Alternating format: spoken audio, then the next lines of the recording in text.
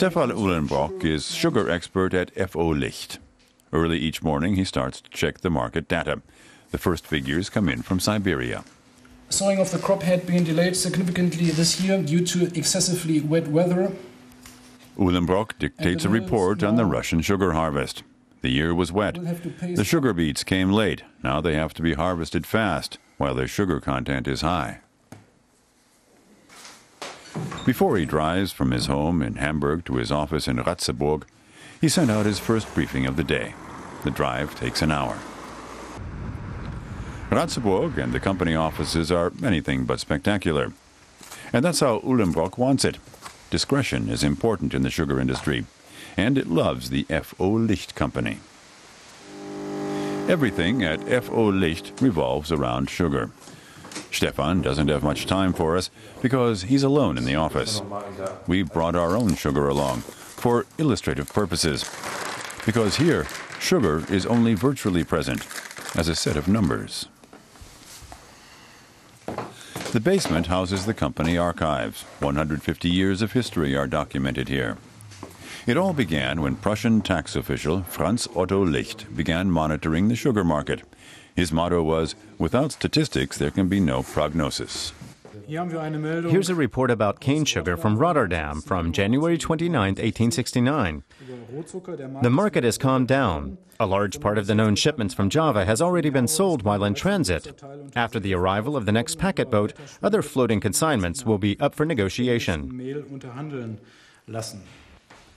Uhlenbrock tells us the office was bombed at the end of World War II.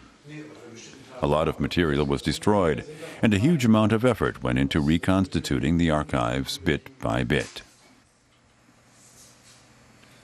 The company's reports and briefings are avidly read by purchasers from food companies and risk analysts from commodity funds. Uhlenbrock and his team watch what goes on in 150 sugar-producing countries. 130 million tons are produced worldwide annually, and that amount is growing. Uhlenbrock has to call Brazil. The harvest there is in trouble. How are you? I'm doing quite fine. Brazil produces half of the world's sugar. With all the growers in Brazil. And what Canaplan is saying is that next year the cane crop could be even lower than 476. I mean, that's their figure. Uhlenbrock's contact in Brazil says harvests there will remain weak because for the past 3 years the financial crisis has kept growers from planting new cane. And that means less of the commodity because old plants produce less sugar. Uhlenbrock is familiar with sugar factories around the world. He visits them often. FO Licht also analyzes the African and Asian countries that produce smaller amounts of sugar. The company's dossiers are in great demand. We serve all the big players in this business, whether it's Kraft or Nestle or whoever. And increasingly also petroleum companies that are investing in biofuels.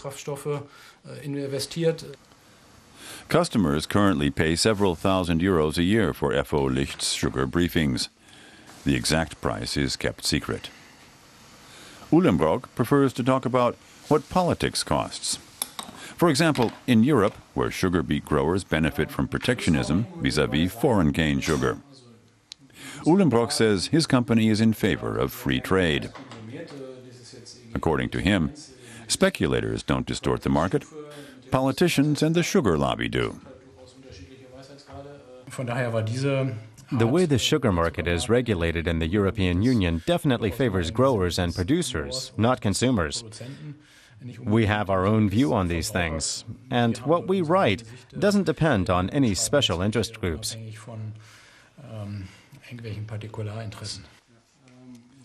With or without politics, sugar prices are set to fall, because even without good harvests in Brazil, there is currently a glut on the sugar market as a whole.